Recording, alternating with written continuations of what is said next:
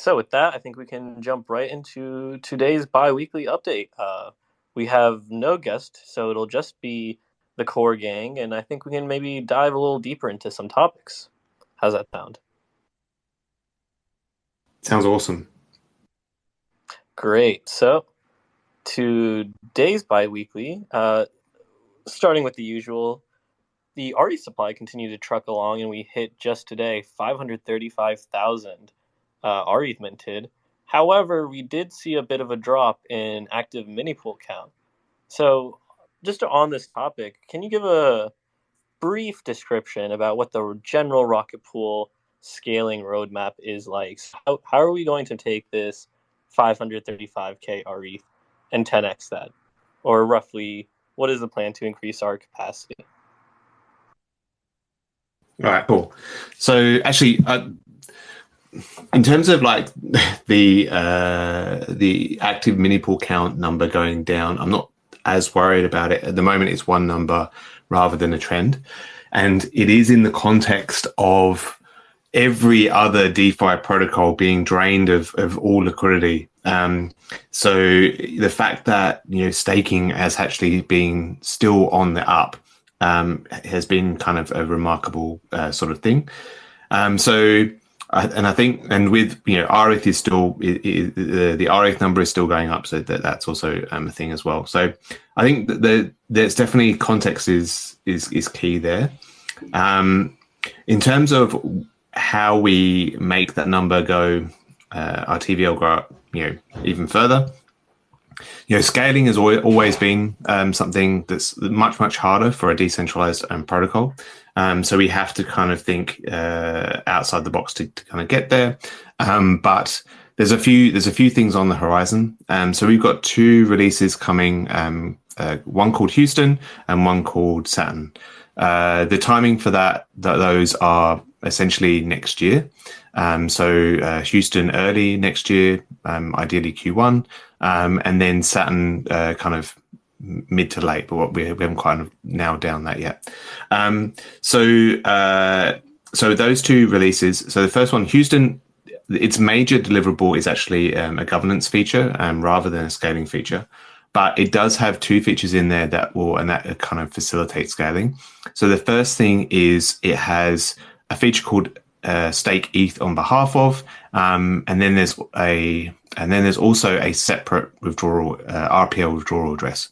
So those two things are actually quite important for a number of reasons. So first of all, it supports kind of protocols to be built on top of Rocket Pool that separate out who supplies the ETH and who supplies the RPL, so that we can get this kind of like mixed mode thing happening where some people supply the RPL, some people supply the ETH, and things like node set, which is coming as well, can kind of sit on top of that and facilitate greater expansion, more people's, more node operators essentially.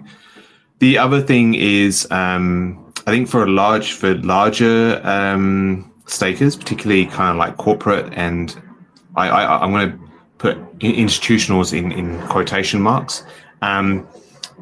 They can't. It's harder for them to stake as a node operator with Rocket Pool because the node operator actually has to take custody of the funds. So from an operational perspective, it's a lot easier for them to have these new features where essentially a treasury can fund a node and their DevOps people can then just execute those transactions. So the DevOps people don't actually take custody of those funds. So that's definitely a thing as well. So essentially those two features are, although they're actually quite small features, are very, very powerful because they enable this, as I said, the separation of ETH and RPL, and then these kind of protocols and staking as a service businesses being built on Rocket Pool. So that's Houston. I'll let you. Do you want to jump in, Jasper, about Houston? Yeah. Before we go on to Saturn, let's talk a little bit about that. So there's a lot of interesting subtle dynamics at play here. So we can start with the stake ETH on behalf and how that enables sort of the entire staking as a service model to really come into service here. we've had in the current paradigm a sort of workaround system with whale marriages, like the community likes to call them, where you can have one party depositing RPL and one party depositing ETH, but it is sort of a imperfect community-driven project. Whereas with NodeSet, we now have a sort of an entire protocol dedicated around this, making it much easier to have distinct isolated parties that are still working together harmoniously to ultimately enable Rocket Pool node operators to onboard more capital without having necessarily to increase any risk or increase exposure to either token if they don't want to. Uh, More or less, with the node set roadmap, you will be able to have one Rocket Pool mini pool, and then you can opt into new additional mini pools with a pre-signed exit. This fancy piece of technology enables them to have a bit better risk tolerance than the current Rocket Pool main contracts.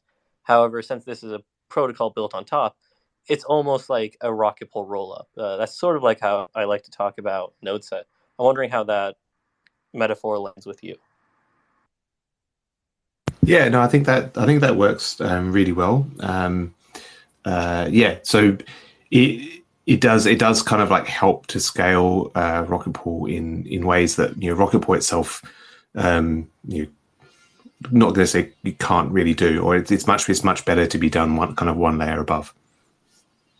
Yeah, so the L2s, just like in the Ethereum paradigm, are free to experiment more and take on their own risk profiles, since you're not forcing the entire protocol that you really want to be resilient to have to opt in. So it's a really elegant design. So that will require, in a sense, Houston to be live. So looking forward to that in Q1. If that's something that interests you, their Discord is live, and they are taking signups for future node operators. The other side of that is the idea that treasuries, people, and largely, I'm imagining future DAOs, who don't want or don't have the capability to custody, will now have additional options. So very much so looking forward to that on the institutional side. I think that about covers it for Houston. So that should be a fairly substantial boost with the supply increases from NodeSet pairing with currently still uncapped rETH demand. We really have not managed to see the limits of that. What will then be the next steps as we get into later 2024? So then we get into the Saturn release. So the Saturn release it's still quite open at the moment. The scope of it is still quite fluid, but the kind of like main goals, I guess, is to again add. Okay, it is two things: is efficiency and scaling, right? So Ethereum will release their kind of Dankun release kind of next year, and in that there's a fantastic EIP 4788, and it's awesome for decentralized staking protocols, and so we're taking advantage of that as much as we can. So with what it's going to allow in terms of Rocket Pool is a massive efficiency boost. In the sense that, so at the moment, each validator that someone spins up with Rocket Pool is a separate smart contract. And so that those smart contracts, first of all, deploying a smart contract costs a fair amount of money. Like it's probably one of the most expensive operations that you can do with Ethereum. And it, although we try and keep that. We try and keep the payload as small as possible, so it costs the least amount that it does, but it's quite expensive. So deployment is expensive. Then actually kind of like distributing your rewards. So when you distribute your rewards, you've got to execute a transaction per smart contract, per mini pool smart contract. And so if you've got a reasonable sized number of mini pools, it means that you've got to kind of like execute those transactions. Now again, you can distribute your rewards on like an ad hoc basis, but it's not that efficient. And again, with like closing them out and all that sort of stuff. Now, what we will deliver in Saturn is a thing called mega pools. So it's essentially one mini pool per node operator instead of one per validator. So the idea there is that the smart contract actually deals with all of that kind of complexity for you. And we can do that after Dankun. We can't do that now, but we can do that after Dankun. And so so this one mini pool would cut the cost of spinning up a new node, sorry, a new validator. We haven't done the numbers, but it'll considerably. It'll I think take it Kane ran the from numbers, and it was something like 70% or greater. It was yeah, something dramatic. yeah. It's pretty dramatic.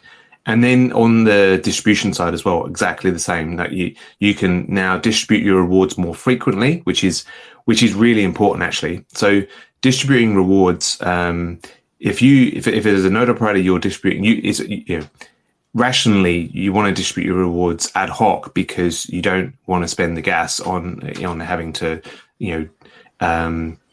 distribute small amounts of ETH. But with this new process, it's one call instead of however many mini pools you've got, and it should be a lot cheaper. So in that way, it means that you can distribute your rewards more frequently, and so it means that the rETH part of that also comes back sooner as well. So yeah, there's a whole heap of stuff there to make it more efficient.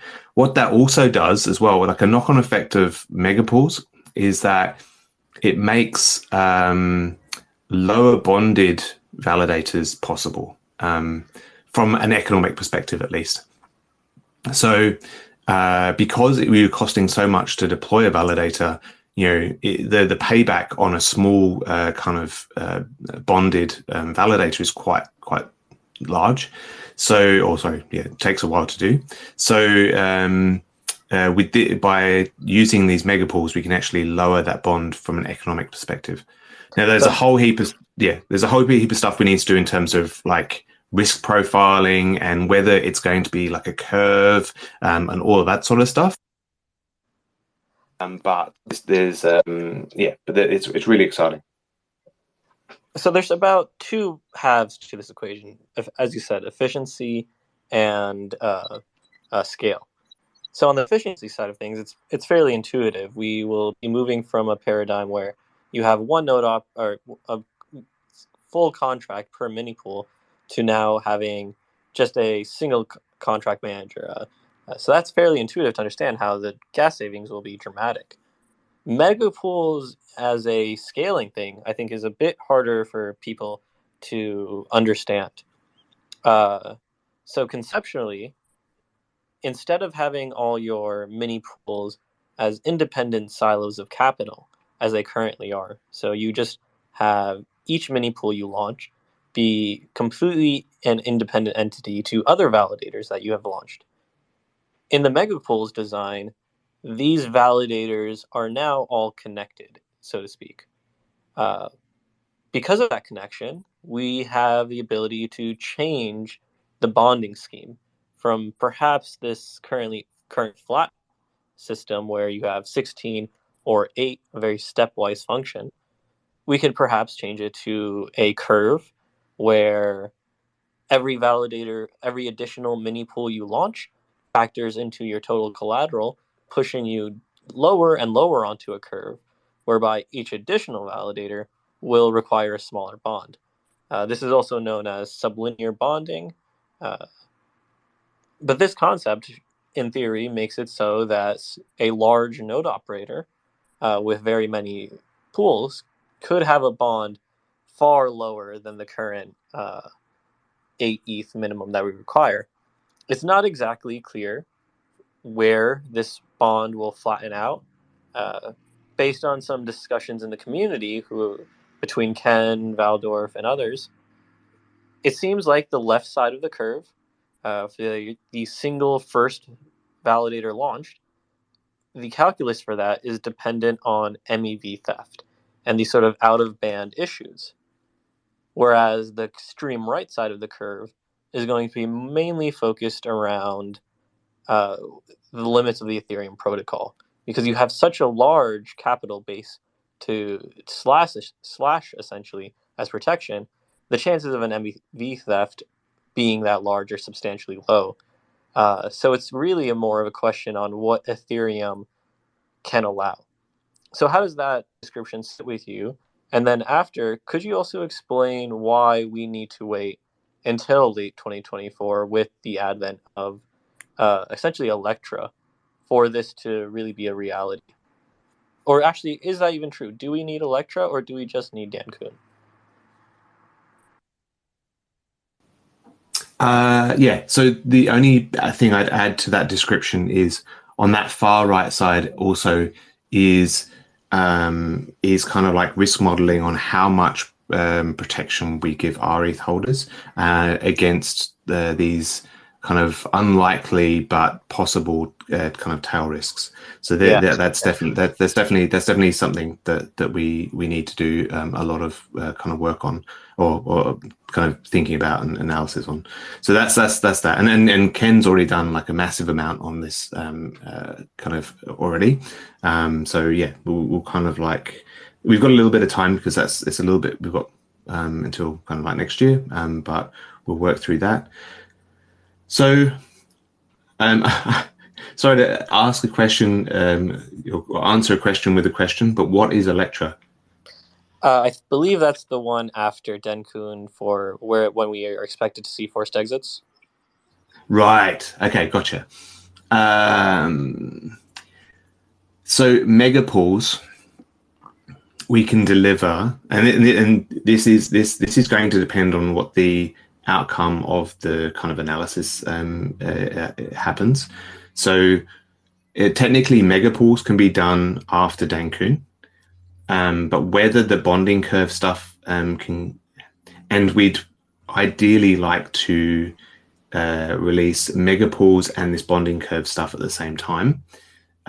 So it really depends on whether we need forced exits, whether we feel we need forced exits to change the collateral curve, and that's going to depend on some of the analysis that we do over the next kind of like few months.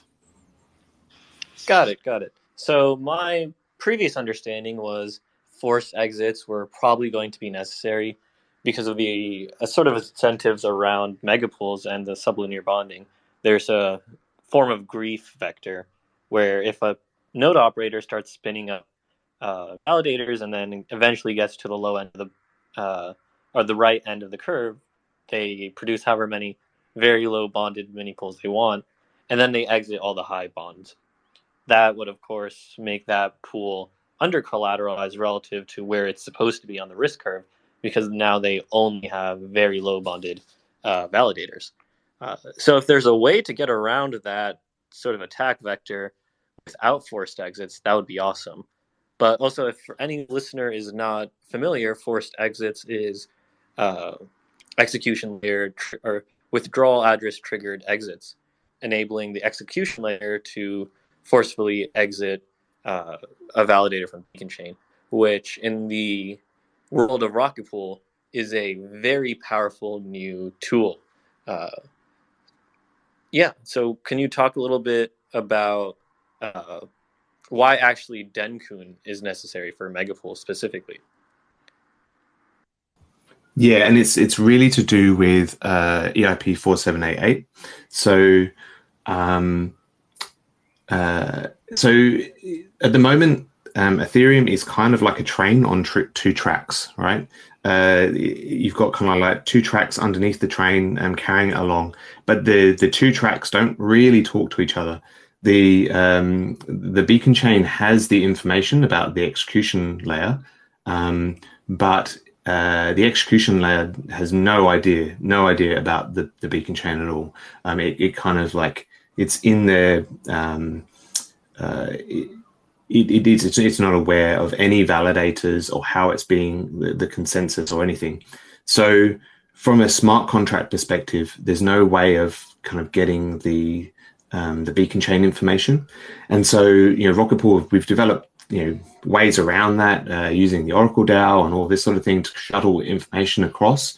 But with EIP 4788, the smart contracts in particular, but the execution layer now has access to that information.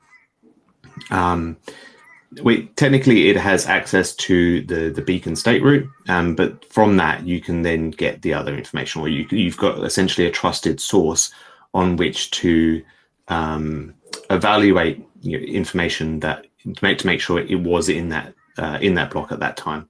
So that is so it's massive for us. And in terms of like megapools, at the moment we have to have separate smart contracts because we can't really tell the difference between the different withdrawals. And so with the EIP 4788, it means that we can actually tell the difference between different withdrawals. We can actually get that withdrawal information, and kind of like tell the difference between like a principal withdrawal and reward withdrawals and that sort of thing. So it makes it a lot easier to do that kind of accounting on this in the smart contracts, to do with multiple validators being connected to the same smart contract. Great, thank you for that awesome explanation. It sounds like this EIP is going to be very helpful for not just Rocket Pool, but all staking protocols in their quest to decentralize, and maybe also open up new use cases with the beacon chain. Since we're on the topic, yep. Did you want to say something? Yeah, in fact. So, yeah, I think it's essential actually. So you, without that information, a staking protocol has to have some level of trust, and in ours, it's kind of like the Oracle DAO, because you have to kind of like shuttle that information across. But with kind of like 4788, it means you can truly decentralize those elements. So what 4788 also gives us is the ability to, and what we're kind of like doing along the way is removing those ODAO duties, or at least migrating those ODAO duties from the ODAO to the node operators themselves. And so we can kind of like start that process of doing that because of this 4788 EIP.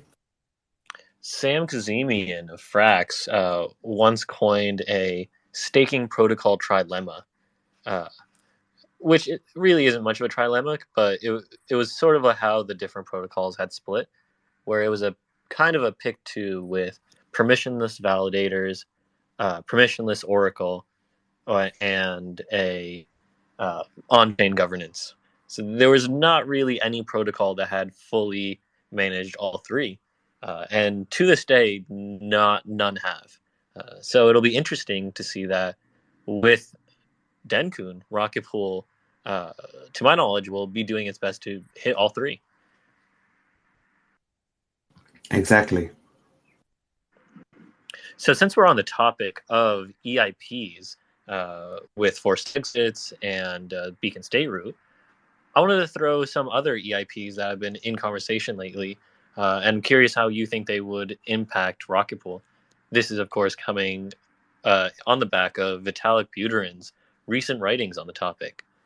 So the first one I want to throw at you is max effective balance. Why would max effective balance, or increasing the max effective balance for a node operator, be useful for Rocket Pool? The answer is, okay, so there's two answers, right? So I'll answer the actual question you asked, and that is, how is it useful for Rocket Pool? It is useful for Rocket Pool because instead of having to kind of like spin up multiple validators, we could essentially have like an add deposit function, which just that adds a deposit to the current validators. It also allows, I think it kind of allows the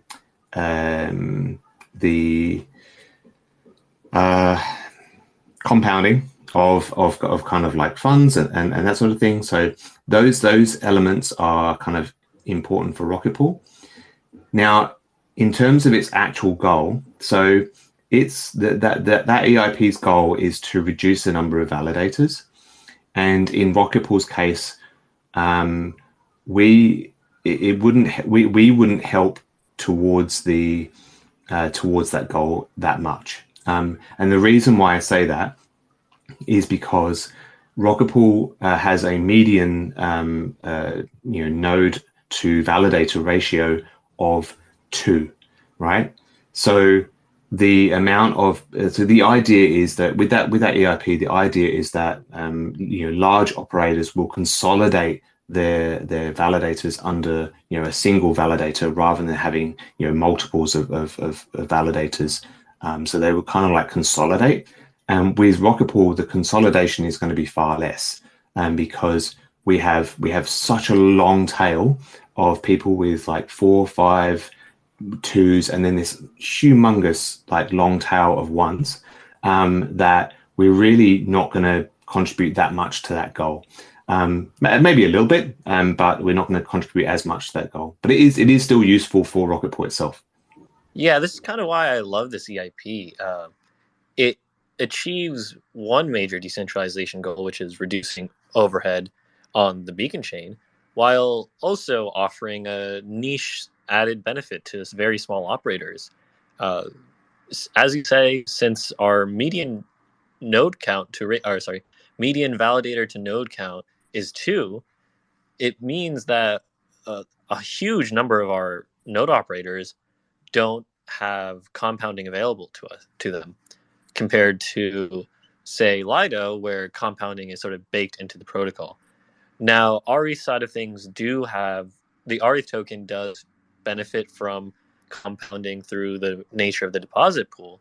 However, that's reserved for the liquid staking token holder. Now, with the max effective balance, the node operators too can have that benefit.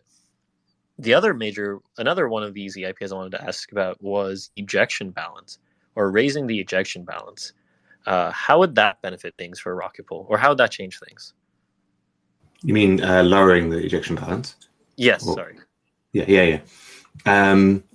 So the idea there is, I think they're doing either it's the ejection balance, or they keep saying it's the max slashing. I don't know whether it's a different mechanism. But I was thinking they are different. Same sort of thing. Yeah. It's not clear. So the ejection balance specifically is when, particularly in those tail risks. So in the tail risks of like a correlated, well, not correlated slashing, but more actually a quadratic leak. With a quadratic leak, which is where like a third of the network is offline, and the chain is not finalizing. So it's not a good day in Ethereum land if that happens. If it's in quadratic leaking mode, then it means the third that are offline are going to be punished really severely, right? It gets worse and worse. And if it's kind of like every hour, every day that they're offline, and we stop finalizing, they're punished harder and harder and harder. And they actually can get down to, at the moment, the ejection balance is 16 ETH.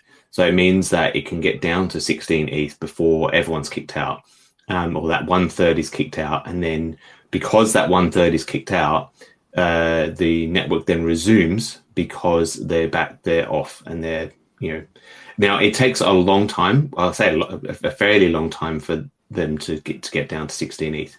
Like I think I don't know the numbers necessarily, but it's like days and days. It could even be like a month, where the chain is not finalizing, and those people are then ejected.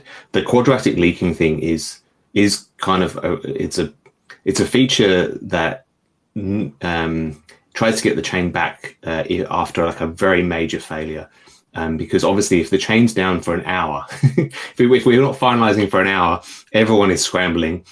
So if it to not be finalizing for then there's probably some sort of world war going on, and that sort of thing. So that would be the only explanation why it would be down for that long.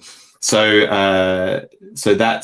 that's kind of like the mechanism. It's like a fail-safe to make sure that the chain does get back after like a major failure.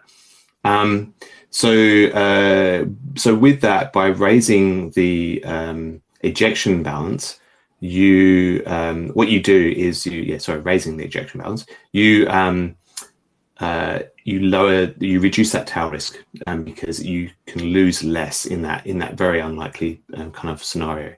So that's kind of like the idea behind that. The max slashing is I think they might be related, but the max slashing it also probably covers the correlated slashing. So correlated slashing again is where a large number of validators are all slashed at the same time. Now this could happen. If you have a very, very large operator that has a significant amount of percentage of the network, and they get slashed, or one of their nodes gets slashed, and a whole bunch of their validators get slashed at the same time. Then that correlated slashing basically makes the penalty much higher. A usual slashing is around, I think it was at 1.5 to 2 ETH, whereas with the correlated slashing, it's you can lose like almost all of it depending on how many node operators or validators are affected. So by reducing that max penalty, you reduce that tail risk, and so it means that you kind of need less collateral to cover those tail risks. It is kind of the idea. The way I think they might fit together, or my interpretation of it, is that, like as you say, the max slash affects the correlated slash penalty, and ejection balance would sort of go with the quadratic leak. They sort of cap the tail risks from both ends, from the initial point and the eventual ending point of the penalties. So both of which directly reduce tail risk, which in turn should enable bonding schemes to be more efficient, really. So this, of course, is off the back of Vitalik Buterin's fairly quick succession to essays about the first being a bit more broad about enshrinement within the Ethereum protocol, and the latter being a more focused look at just the staking ecosystem, with his theories and musings about different ways we can tackle this, and also some sort of reflection on the nature of bonding. So I'm curious, have you read these papers? And if so, shall we talk about the first one first? Yes, I have.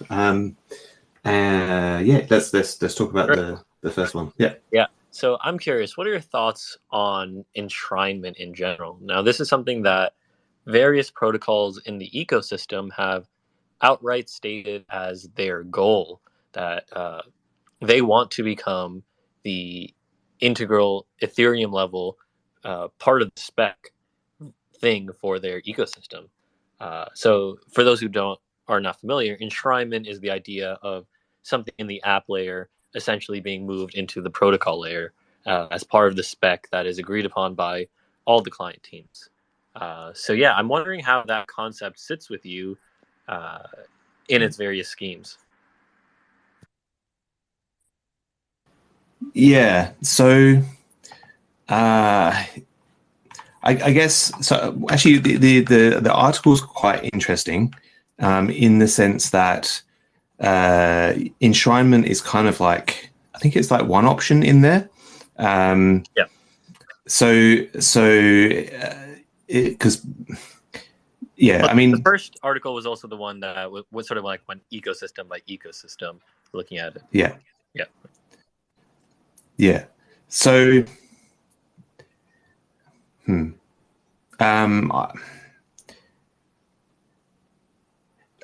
so actually, I think there's two things. There was two things in there, and I think it kind of bleeds into the other one. There is either kind of like lending decentralized protocols a hand, or outright kind of like enshrining, liquid staking or a form of staking where you kind of like.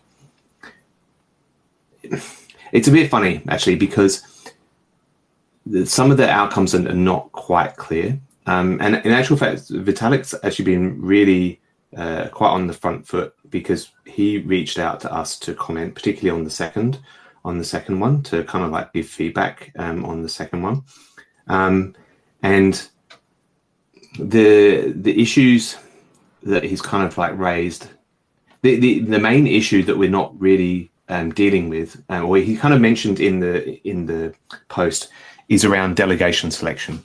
That's actually the problem, right? So delegation selection is actually the problem, not necessarily protocol, getting liquid stakers to participate in consensus, because I would argue the primary benefit of liquid staking is that you're essentially delegating your stake, that you don't want to run a node, and that you're essentially delegating your stake. So he kind of like covers it a little bit in the second one, but delegation selection is actually the issue rather than kind of like other issues around kind of liquid staking. So when he talks about delegate selection, can you be a bit more specific? What does that really mean? It means that the delegation selection is not optimal for the health of the protocol at this point in time. That's the that's the kind of like crux of it. Oh yeah, I just meant like what is a delegate select like? Is that insofar as like giving liquid staking token holders some rights over who's actually running a node operator? Is that the general idea of what he's getting at, in your opinion? So yeah, because he kind of says, okay, so delegation selection is happening now, in the sense that people are delegating their ETH to providers now, whether that be Rocket Pool, Lido, or whatever, or other kind of like liquid staking providers. They're kind of like delegating their stake to those providers, but it's kind of like weighted. It's not it's not ideal necessarily, because it's not kind of evenly distributed, or it's not not distributed in terms of the network. So that's kind of, it's already happening at that level. He's also talking about kind of other ways of doing like delegation selection, but the fact is that that's already happening today. People can unstake with Lido, or unstake with Rocket Pool and go with Lido, or there is a market choice that people are making today, that is this kind of like, I guess, this concept of delegation selection. Yeah, that's exactly right. He goes on to explain how the certain trends built into the ecosystem itself that sort of self-select for the way stake has begun to centralize. There was this one really great tweet by escaping me now, but it was essentially that you can't economically enforce decentralization in every case. And blockchains are sort of expressions of values, first and foremost, not the outcomes of economic gains. Saying that, Vitalik in his post gives sort of a progression of different ideas and ways to tackle this. As you mentioned earlier, enshrinement is sort of like the extreme end of options. Prior to that, he discusses various EIPs, including the max slash. And one line in particular I'm curious about your opinion on is that if we were to cap the max slash, Vitalik says that he believes a system like rETH becomes, in his words, risk-free, but perhaps that's a bit strong. What is your take on that? So it's funny because he kind of tackles two different things at the same time. So it was almost a little bit of a contradiction. But so he says about reducing the slashing penalty to 2 ETH, and then Rocket Pool can then lower the bond to 2 ETH, and essentially that becomes risk free, because it's only using, well, actually, there might be two ways that he's using the word risk free as well. So it's risk free from in this article from a liquid staking perspective. It's also risk free from a protocol perspective. So from a protocol perspective, it means that because it's the node operator ETH that's being slashed, there's no leverage to be had by an attacker to attack Ethereum. So I think there's two ways that he's using kind of like risk-free or safe staked ETH. But the issue there is that it means that Liquid Staker is not taking on any risk whatsoever, which I think on the surface sounds awesome for Liquid Stakers. But then in his second article, he goes through and says, well, okay, so is that a good thing that Liquid Stakers are not taking on any risk? Why bother with that at all? And so why not go to minimum issuance, which is what we can probably talk about next. And I would probably agree. I think Liquid Stakers need to take on some risk, even if it's that last bit of tail risk. And the reason why I say that is, in actual fact, if you want decentralized staking protocols to be able to compete with kind of centralized operators, you need to attach it from two different angles. The first one is risk, and the other one is essentially returns, right? So in the risk case, today, liquid staking tokens that are based on zero bonds by node operators are extremely risky. People don't realize how risky they are. If they get slashed, they will get slashed massively, and there is no bond to insure it. Right?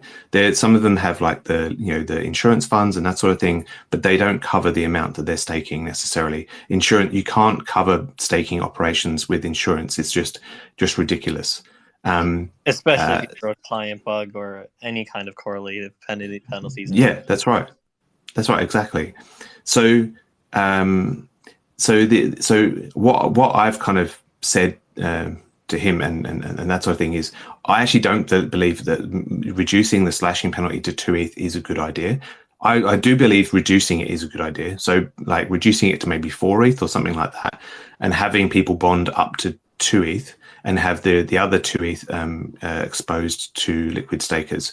The reason why I say that is because of the correlated slashing. Like from a risk perspective, Rocket Pool is so much more protected than other providers because we have that bond, and with the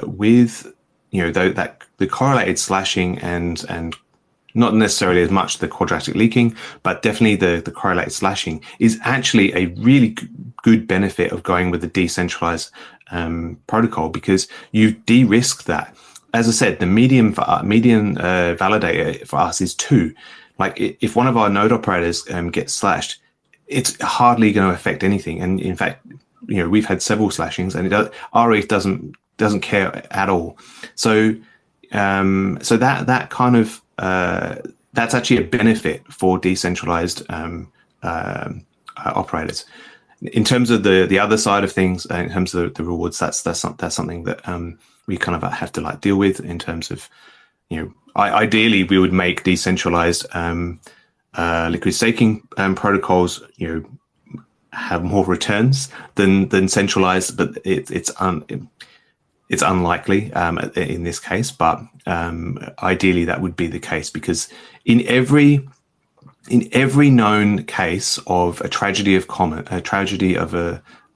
or you disincentivize the thing that you don't want to happen. Do you know what I mean? Like you disincentivize the bad thing, and you incentivize the good. You don't necessarily incentivize the good thing, but you certainly disincentivize the bad thing. And so that could be one way, but that's kind of unlikely to happen.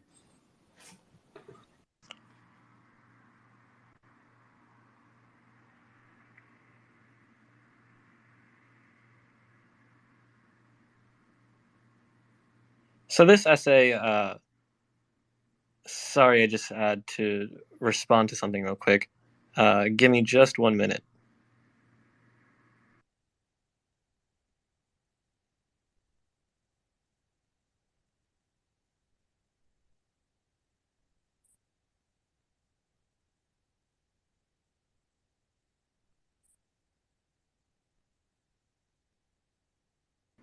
Okay, sorry. Thank you for that, the patience.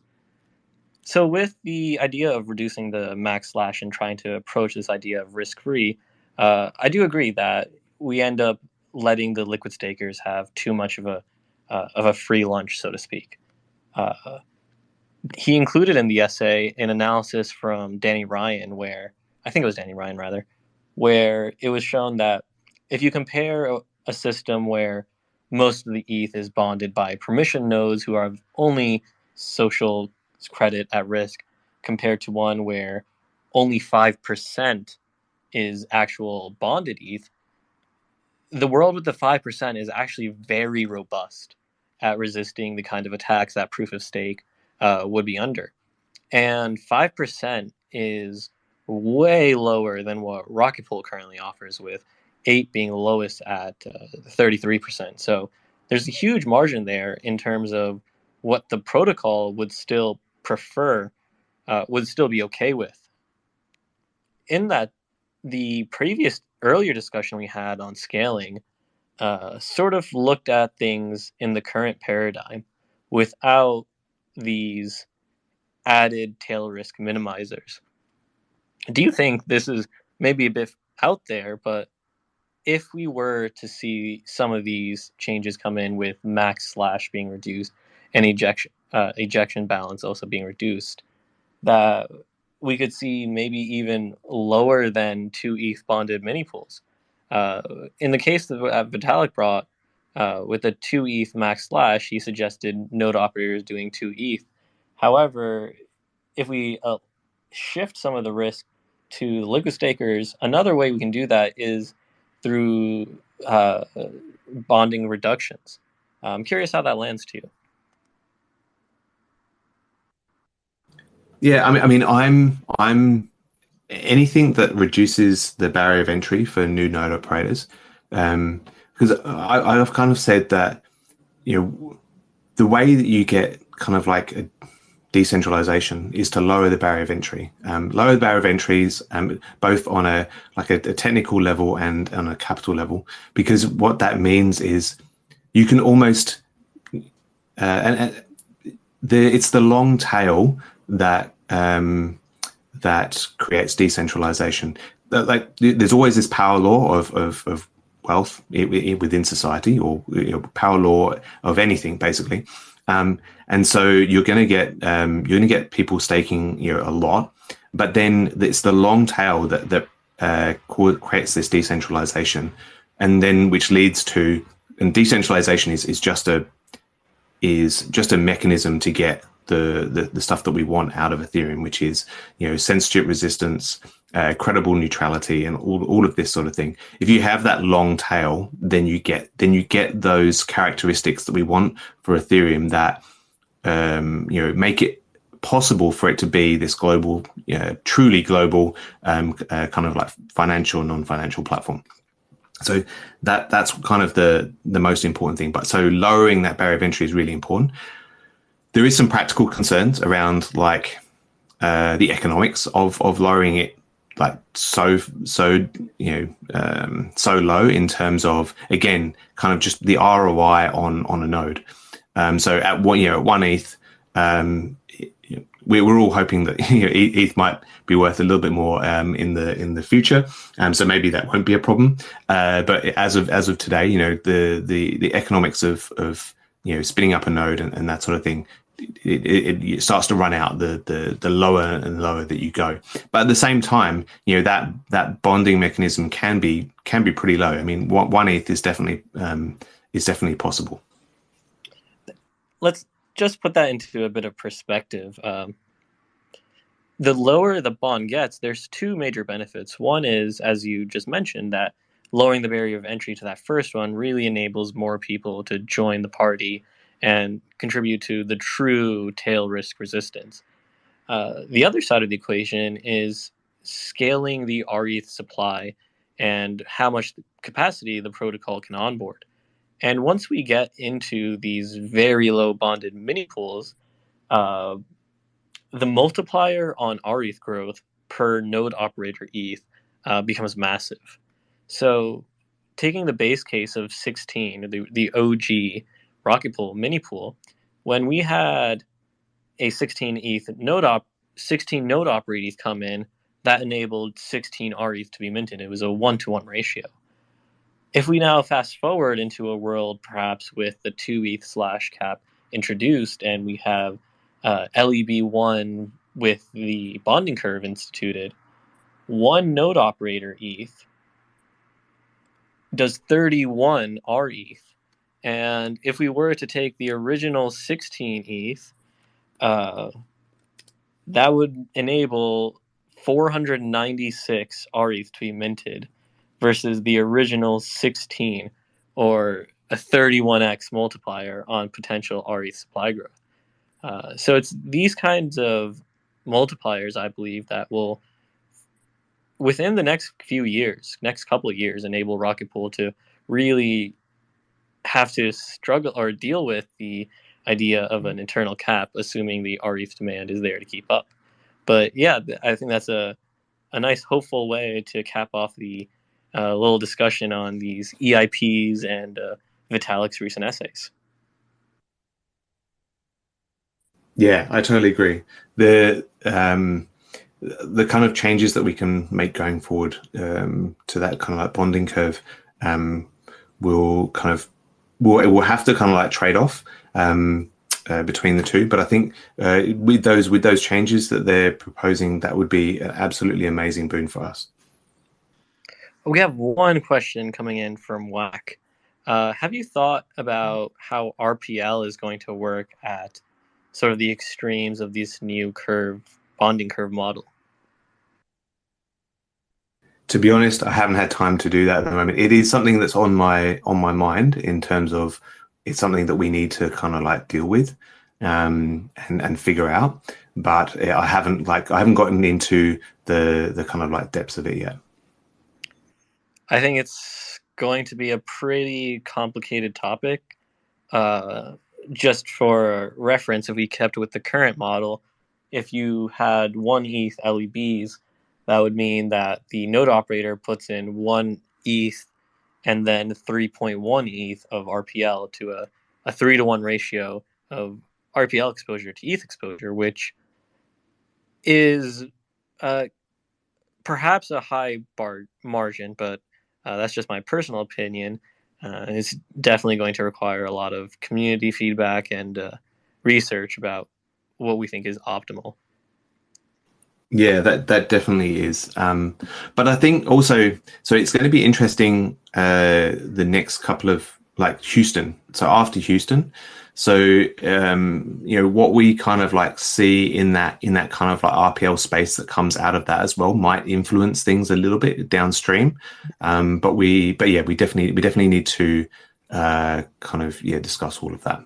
That's true. The Rocket Pool tokenomics do kind of turn into a blended model with the advent of NodeSet, where previously RPL was purely valued by sort of the adoption of node operators who are using it to bond and collateralize mini pools. But after we have NodeSet, we now have the option to have your RPL contributing to other people's running the node and you taking some stream of income derived from that. In this model, perhaps it is more plausible that we have a very high RPL load for the extreme end of the wing, because we have a system in place for different parties to come in and provide that. And I think we already have a substantial speculative holder flow, as evidenced by the Aave integration, willing to put up that side of things and maintain 100% RPL exposure to sort of go at it. So yeah, I'm very curious to see what comes out of Houston and how that changes things. So moving on now, we do have Joe here on the call, and we have not yet had a chance to talk at all about the smart node and V2. So first of all, hey Joe, how's it going? Hey, I mean, we can certainly try. My headset died, so I'm just on speakerphone now. But let's hear it. It sounds okay on my end. I'm curious. how has V2 and testnet support gone for Haleshi and all that? Well, they're two very different things. V2 is a significant change. It's like a completely different smart node that impacts everything. That's not being tested right now because it's not done yet. But V1.11 is what we have working on Haleshi right now. And we're pretty close to actually being able to release it. We're just finishing up a couple of things here, and I'm already writing the patch notes as we speak, basically. That has gone quite well. It was interesting at first, with the sort of false start of the test net. And now that it's up and running, the test net, I mean, not necessarily Rocket Pool, we have been playing with all of the client combinations to make sure that they work properly and play nicely. And in the process, we have found bugs in Lighthouse, Lodestar, Prism, Nimbus, and Nethermind that we've reported. Wow. Tried to get them all working and stuff. So that's one of the reasons that it hasn't come out yet, is because we're working with the client teams to, fix things so that it does work properly, basically. But it's close enough, and it's just a test net that I think we can release it now with a couple of caveats that certain things may not, or certain client combinations may not work properly, and you may see weird stuff if you use this client, that sort of thing. So that'll be okay. So we're getting ready to release that. Version 2 needs its own episode of this. I need an hour to explain it, basically. There's just so much that goes on with it. But 1.11 is looking good. That's awesome. Huge shout out to everyone that's contributing to the Haleshi testnet by being one of the Genesis validators or just hanging out and chatting. And also, I think it's a somewhat underrated quality of Rocket Pool as a public good, in that we have helped, or the community has helped, discover such a number of bugs in so many different clients. I think Patches was showing off his collection of almost every client having the Git collapse, right. Yeah. I'm curious, do you have a full set? I don't know. I haven't actually looked at it in a while. I probably do, but I have to actually hunt that stuff down to verify. I'm sure you do, given how entwined you've become with all of the client teams. Oh, yeah. So I was talking to Patches yesterday, and with Haleshi, it seems like it's going in a progressive manner. The Rocket Pool contracts aren't actually ready for mini pool deployment. Is that correct? What needs to be done for that? No, I think they are. I mean, I have a mini pool up there right now. Yeah, it's mostly the Watchtower. We're looking at the Oracle DAO stuff to make sure that's working properly. And that's where some of the bugs that we found with the various clients they kind of came up. We had problems with that. But it seems like it's reporting now. The next interval is due in an hour and a half, I think. And if that one works properly, then we're going to say it's good. I think we'll get ready to launch it. But the actual mini pools themselves are okay. Sweet. I'm probably just misquoting Patches, and he can correct me in trading. That's okay. Hi, Patches. So that means that we should be expecting the new Smart Node patch sometime in the next week or two. Is that right? Yeah, I think so. Like I said, I'm writing up the patch notes now, and it's mostly just lots of sort of final testing to make sure I didn't miss anything weird or whatever. But it's looking good at least. Great. Thank you for the update from the world of the Smart Node. Sure. Anything else you want? No, I think that's all I've got for now. Sweet. Thanks, Joe. Yep. So in the world of R&D, we still have work going on in the background for all the finer details of the Houston upgrade, which include PDAO voting, the treasury features, and making sure that voting is integrated into the Smart Node. Is there anything that you want to add that may have changed from the last time we talked about these upgrades? No, I think actually since we've kind of done that, Kane's put up two. I think there's all three. I think there's three actually on the DAO forum. So discussions on each of the features that we're releasing. So the PDAL voting, the stake on behalf of, and the RPO withdrawal address. That's actually, I actually forgot to add on there that those two features were worked on in this period as well. And there's a whole heap of stuff that Kane needs to do in terms of like testing the migration process of the contracts and that sort of thing. So he's kind of working on that now. But yeah, so in terms of Houston, no, it's going really well. We're kind of on target in terms of we've got audits next month, so we just need to go through and test everything, make sure everything's okay, get the integration done into the smart contract, smart node, which Joe's been working on. So the PDAL voting stuff is being built into the smart node at the moment. So yeah, no, it's going really well. I think we're pretty good timing so far. The other thing I didn't add to that list is that we helped Ledger with their thing. Thank you, Nixo. She's still there. No, I know she might be gone.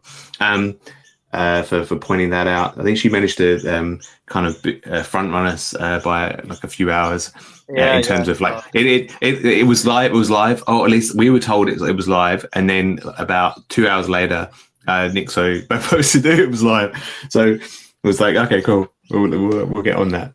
Well, we'll kind of do some stuff around that to make sure everyone knows, and that's now live and that sort of thing as well. So quite a lot of work went into that. That's actually been in discussion for so long, and then now we've managed to kind of like finally get it out there. It feels really good.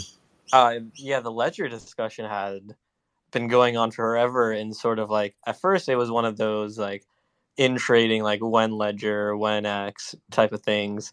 And then it became sort of like more realistic, and the teams were discussing. And then it was stuck in audit hell for forever. But now it's finally here. So Ledger Live is one of the largest depositors of staked ETH for people like Lido. I believe upwards of 30% of all staked ETH for Lido came from Ledger. So this is one of the largest pools of users from which a protocol could hope to pull from. So the way the integration works, as I've seen it, is you go to the Earns tab within Ledger Live, and then you can essentially go to the Rocket Pool webpage. Is that correct? So there are two things, right? So at the moment, Rocket Pool is integrated as a Ledger Live app, right? Now, in terms of the Earn integration, that's going to be a little bit more. We are working on that. But at the moment, we needed to get kind of like Rocket Pool into the app anyway, and so that's the first step that we've done. But in terms of like being like I would say like a streamlined UX for staking. In other words, if you've got ETH in there and you have like an earn button, or you go to the earn section and you can stake, that's not there at the moment, but we are working on it with kind of like Ledger to try to figure out how we can make that happen. Got it. So as a Ledger Live app, what does that exactly entail? So actually, so it means that you can actually kind of like go in there and you can there's an app in there for Rocket Pool. You can click on it and it goes to the website. One of the parts that took a little bit of time to kind of like do was you need to actually write like a little kind of a firmware thing, or it's like a C thing, to show so you're not blind signing.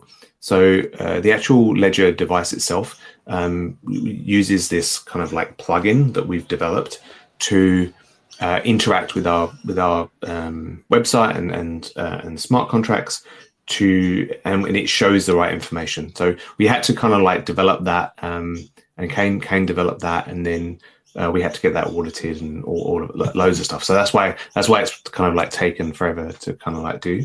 But yeah, so essentially allows you to stake ETH. It actually allows you to do a lot of node operator stuff as well. So even if you're a node operator, the node operator features work with your ledger now as well. So things like setting your withdrawal address and or confirming your withdrawal address and all that sort of thing, that is all kind of like built into that plugin as well.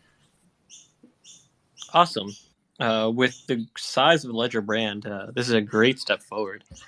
I'm guessing one of the roadblocks for the full Ledger Earn integration is going to be around some sort of rebate or referral system that Ledger is going to want as a sort of for-profit entity. And this is a kind of arrangement that they had with Lido as well in the past. However, in the case of Lido, it was discovered that the program could be manipulated by entities to sort of extract value out from the rewards. So this is somewhere to tread lightly, and yeah, I'm sure that the team is well aware of the history around that. Yeah, it's kind of like, so the conversations that we had like a year ago about the referral programs and all of that sort of stuff, we're having that kind of conversation with Ledger, and it's the same. Yeah, it's the same problems. Like referral programs, not a great fit because it's easily gamed. Like a commission model is not a great fit because it's essentially like a convenience tax. Like we're in that kind of like conversation with them at the moment, and we'll see where that kind of goes. But yeah, I think they're very keen to kind of like support Rocket Pool, and they're very keen to have a great experience for their users. So yeah, we'll see how that plays out, and we'll continue the discussions and try to kind of like hammer that home. The more the community clamors for the native rETH integration within Ledger, the more pressure they're going to feel internally to get it solved for, even perhaps without one of these schemas. So if you are interested, definitely worth trying to make your voice heard about getting Rocket Pool fully integrated within Ledger. Yeah, and also spread. I mean, we're going to be doing some stuff to spread the word as well, but spread the word in terms of about Ledger, because the more, I mean, if the Rocket Pool app is super popular, that will also provide some leverage for us to be able to kind of make that case. So the more that we can spread the word that we're kind of on Ledger and that you should stake through Ledger and that sort of thing, the better chance we have for kind of leverage to make that case. Right, and one of the big factors, of course, for that is going to be getting Houston out there with node set, so we can have a little bit more room for the deposit pool to breathe. It's sort of been stuck in 18K land for a while. It was nice to see as sort of we had a nice inflow of node operators in just the past couple of days, but the deposit pool was still nearly instantly filling, even without any substantial premium at all. So we still have the substantial amount of that rETH demand latent, which is nice to see and hopefully translates well to the Ledger Live app. So moving on now, the RPIP4 vote is now available after a sort of a false start, but if you have not, I highly suggest going onto the forum and reading the fairly substantial conversation there. This issue is somewhat roadblocking other things that need to make their way through governance. So it's crucial that we have a settled upon decision on this, and that we sort of all agree on whatever the outcome may be. Yeah, exactly. I think people before, even before my announcement, people have found it. So like, Yeah. I think we're at like 65% quorum, but definitely vote so that we kind of like smash that quorum and you get your kind of your opinion heard and that sort of thing. Right. Even if we've hit quorum, it's still good for you to vote, just so that we have really thorough representation of what the community wants. And a quick shout out to the Rocket Pool voting community. Wisdom for Alpha, one of the MakerDAO Gov reps, who's recently been very active in the Rocket Pool community, put a comment that we regularly hit 25 to 35% voting power on our votes, which is impressive for such a distributed voting DAO. So let's keep that up. In the world of the website, I believe things are now being finalized, and we are entering one of the final stretches till we see the website live. I might have managed to coax some bread out of Mr. Maverick while we were at the bar, and I must say, the little preview that I've been granted does look phenomenal and quite professional and very sleek, and something I'm very certainly looking forward to. Isn't that where you're supposed to plead the fifth here? Is that how that works?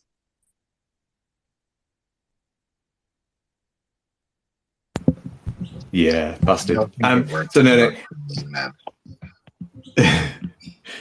Yeah, so yeah, it's definitely on the final stretch. We do have a like a target date of like kind of like DevConnect-ish, but we there is still quite a bit to do to kind of like get it finished, but that's what we're aiming for anyway. Great, yeah, I think compounding that with a big event is a nice way to get the message out there. Sorry, Mav. Anyway, moving on now to governance. The PDAO Treasury report is been made available along with the GMC and IMC reports. So if you want to keep track of all the expenses going on, that's the best place to do so. Speaking of GovAlpha, the MakerDAO representative I spoke of earlier, they put a post up on the forum looking for feedback on areas within the DAO that the community would like to see work done on. It was a pretty extensive list, and yeah, they seem very keen on providing quality work for the DAO, and honestly, the entire list is worthwhile for work to be done on. So really, it's sort of a prioritization schema. But yeah, lots of great stuff going on there. Yeah, I think the Rocket Pool community have really learned a lot on our journey, but it is good to get advice from people who have done something similar but in a different way to us. So yeah, I think it's good. They've raised some good kind of areas where we can improve and where they can add value. So it's quite good. Yeah, MakerDAO has been working through this governance issues for now 6 years or roughly. So being able to learn something from their experience is very worthwhile. So we have a question coming in from the trading channel from Ken, and he is wondering about the Medium article, the article on the roadmap, which we were discussing earlier, but this will be a more canonical, easier distributed version, which I'm guessing will have some more added details in. How is that looking? Okay, so this is a funny thing. So this morning, I kind of thought to myself, did we put out that article? So do you know what? I think we completely forgot about it with everything that was going on and Singapore. So no, I actually thought we'd already done that, but we haven't. So I apologize for that, and I will get that kind of like sorted out. So yes, no, yes, I will get that sorted out. Yeah, okay. I think there was some expectation from the community that it was actually going to come out at Singapore. Yeah, I don't know, and then it sort of got lost in. Yeah, I think that was my thing as well. So I apologize. I completely dropped the ball in terms of like tracking where that was at. So no, I'll sort that out. Got it. And while we're on the topic, any update on the new smart contract dev and any update there? Yes, like final. We're just kind of like signing contracts. So as soon as that's kind of like done, they'll kind of give notice, and then we'll be able to kind of carry on.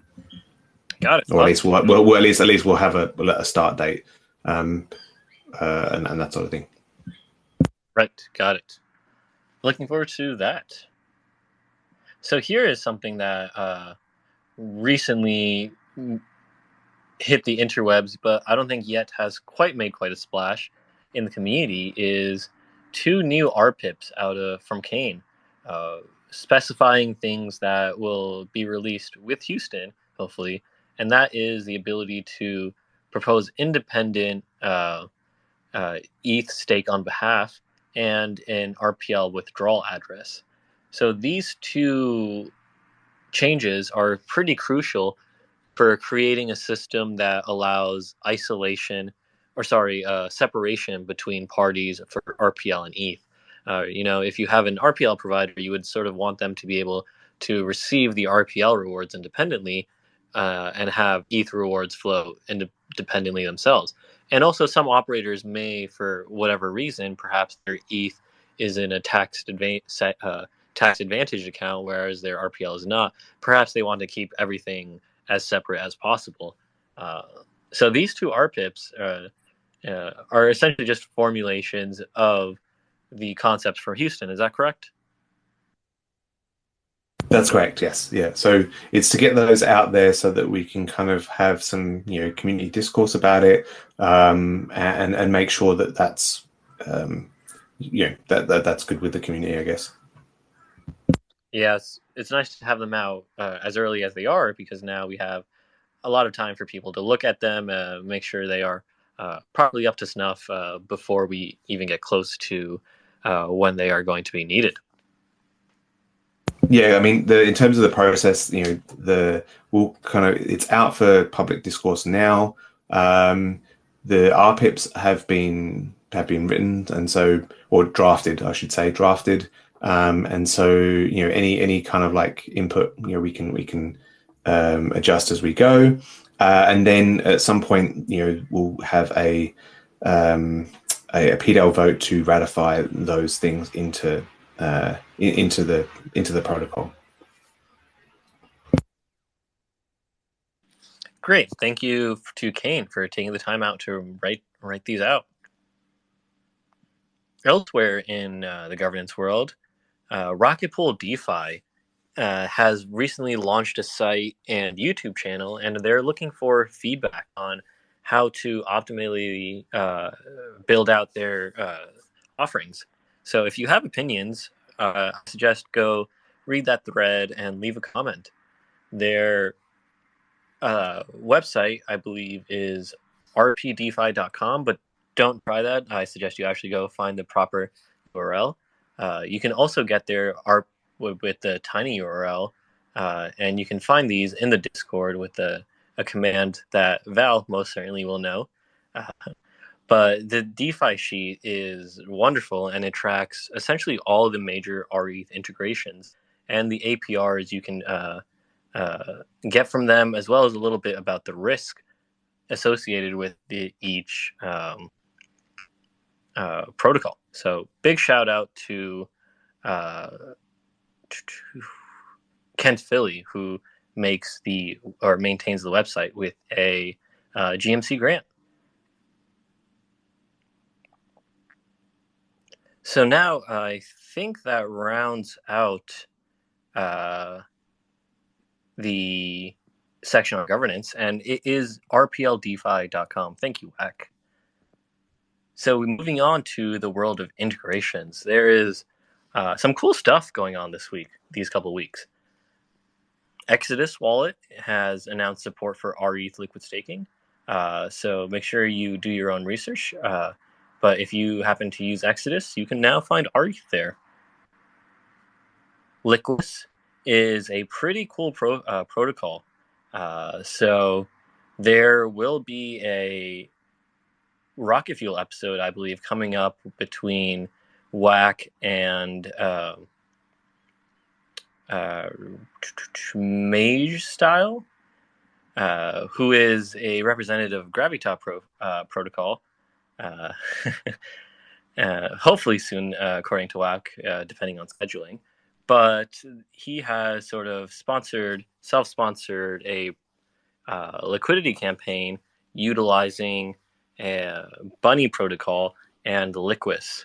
So Liquis is built on top of Bunny, and Bunny is a VE tokenomics a la Curve built on top of Uniswap v3 concentrated liquidity, which is a pretty cool concept to combine. And so big shout out to Mage for sort of using his own funds and boosting rETH liquidity and enabling access to new markets such that the rETH Liquidity Incentive Committee will have more knowledge now on where we should expand and if we should continue on with this after Mage's self-led incentivization period comes to a conclusion.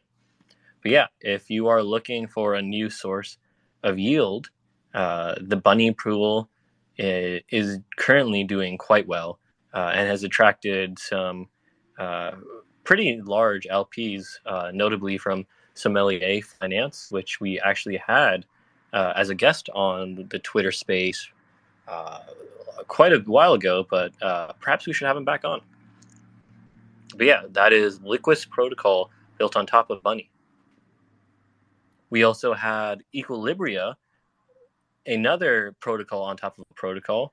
This time it's a protocol that is built on top of Pendle. And so Pendle is a yield splitting protocol, and Equilibria is a layer above that on Arbitrum. So if you are interested in sort of fixed yield based on LSTs and sort of split yield tokens, that is the place where you can go explore that. Speaking of Arbitrum, the balancer proposal for the round 1 of Arbitrum incentives short-term incentive program, I believe has passed or is about to pass, and rETH will be a major recipient of some of those incentives. So that is going to be pretty cool to see. I believe we are sort of getting our hand forced, but we should now also apply for a short-term incentive program ourselves in round 2, as essentially all the other major staking protocols have. Originally, I was sort of against the idea, given that all these DEXs are essentially also going to be incentivizing LSTs, but if everyone's doing it, I suppose we probably should too. So just a quick disclaimer, rETH DeFi integrations are permissionless, so before you go ape into one of these protocols, make sure you do your research. Many of them may be unaudited or new, but most of the ones we've mentioned so far, at least today on today's call, are well-audited protocols. So the Evmos blockchain is a Cosmos-based EVM chain. Why are we talking about Cosmos? Well, the rETH token is actually available there. So Axelar is a permissionless bridging platform, and you can essentially make any token into an Axelar token, and then that Axelar token can be bridged through essentially all the Cosmos affiliated chains. that Axelar supports, which I believe is quite a number. And so as a result, some users out there have decided to bring rETH to the Cosmos ecosystem. So if you are on Evmos, you can now stake rETH, stake with Rocket Pool, and gain income from the most decentralized service out there. Pretty cool. Pretty unexpected, honestly. dForce is a lending protocol that now supports rETH on mainnet, Arbitrum, and Optimism. I believe they had previously had rETH only on mainnet, so I think this is just an expansion for them. Further, Rocket Pool liquid staking is now integrated into Ethos's self-custody vault. So if that's something that interests you, I suggest going to check it out. Just quickly about dForce. They will be coming along as a guest on the Twitter space next week, so we can have a chat with them about all the latest updates regarding rETH. Yeah, the event is already listed in Discord, so come along and learn more there and there. Yeah, I'm sure that will be a good conversation. So we had in the world of marketing and media, some of the biggest things mentioning Rocket Pool, of course, were those 2 Vitalik articles earlier. Again, just nice to see Vitalik recognizing Rocket Pool as a leading figure in the liquid staking ecosystem in his discussions. Block Trade, I believe, is a centralized exchange, and they have listed RPL there. Again, make sure you do your own research on decentralized platforms and centralized platforms.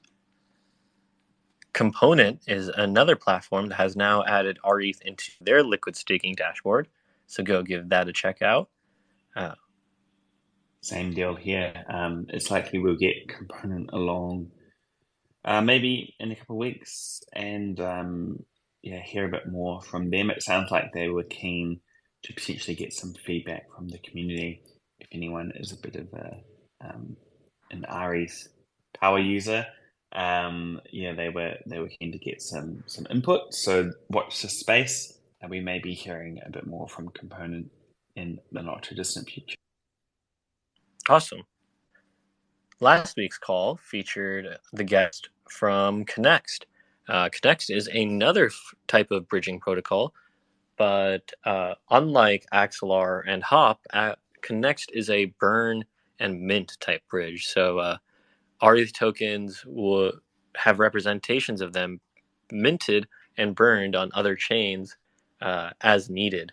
So this is one type of bridging method, and Axelar and Hop use sort of an AMM design. Both have their pros and cons. It is unclear exactly where the IMC should, or we as a protocol should, focus our incentives. Right now we are going with sort of the simple and exploit resistant version, which is Hop, that features just the major chains in a very simplistic design. But if you have strong opinions on bridging, and if you have strong opinions on Axelar versus Connext versus Hop versus Across, drop a line to the IMC in the Discord and give us your opinions.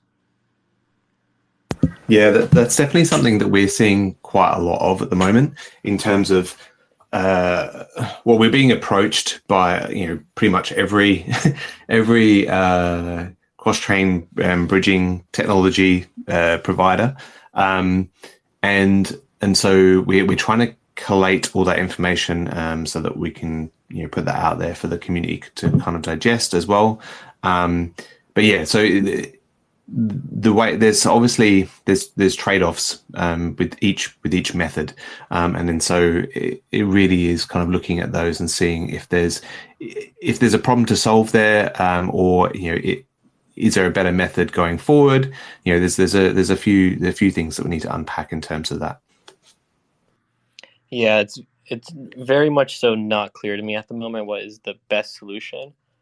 We did have one opinion in the Discord that was pretty convincing, that we should not move forward with mint burn models, given the complexity of their design and sort of the lack of control we have by giving up power to mint unlimited tokens on other chains to that protocol. So yeah, it's still a very early space, honestly, and there's a ton of things that are going to come out, that are coming out, and that will evolve. That makes picking a horse now kind of like just a shot in the dark, honestly. I think there's a lot of evolution that needs to happen before the bridging ecosystem is in a developed place where we can really start to try to pick just one winner. CoinDesk recently mentioned Rocket Pool's staking share growth, amongst other good media. So yeah, make sure to go give that a read if you are interested. With that, however, I believe we have covered everything for these couple weeks. But before that, we have one last question coming in from Ken. Does the team have any plans for a meetup for DevConnect?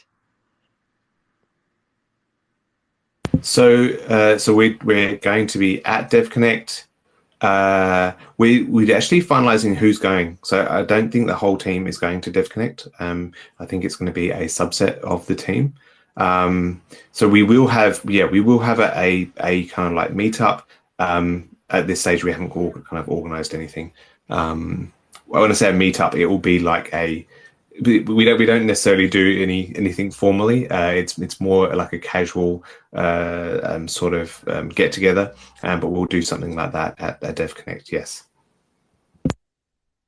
Sweet. And DevConnect, if I'm correct, is going to be in Istanbul, which is a gorgeous place, and I'm sure it will attract some great Ethereum developers and development minds. Yeah, actually, one thing about DevConnect is that specifically the ETH Staker gathering. So we're actually kind of like sponsoring that. So we will have a booth, and so that will be a good focal point for anyone who wants to kind of like come over and have a chat and kind of like interact with us. Very cool. Make sure you do check that out if you're going to be there. I'm sure that's where all the cool kids are going to be anyway. So that just about summarizes or brings us to the conclusion of this week's call. Today we started off with a pretty lengthy discussion on what Rocket Pool's roadmap for the next year is going to look like, and how different changes could be coming to the Ethereum spec and what they could mean for Rocket Pool. We then went on to discuss Vitalik Buterin's recent writings and the nature of enshrinement and various ideas he had for the evolution of the staking ecosystem, which was pretty interesting. We then moved on into a discussion on the smart node with a new patch hopefully to coming out in the next week or so.